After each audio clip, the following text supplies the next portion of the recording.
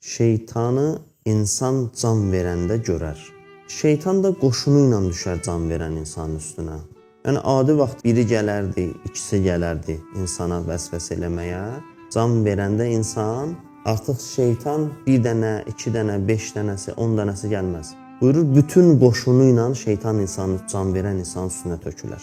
Bütün qoşunu ilə gələr. Niyə? Çünki o da axırıncı andır da, orada nə eləyə bildi. Əvvəl fürsət var idi, ona görə yavaş-yavaş vəsvəsə edirdi. İndi də bu an sonuncudur. Burada ya Allah istəyən kimi ölüb gedəcək, ya şeytan istəyən kimi ölüb gedəcək. Orada bütün qoşunu ilə gələr.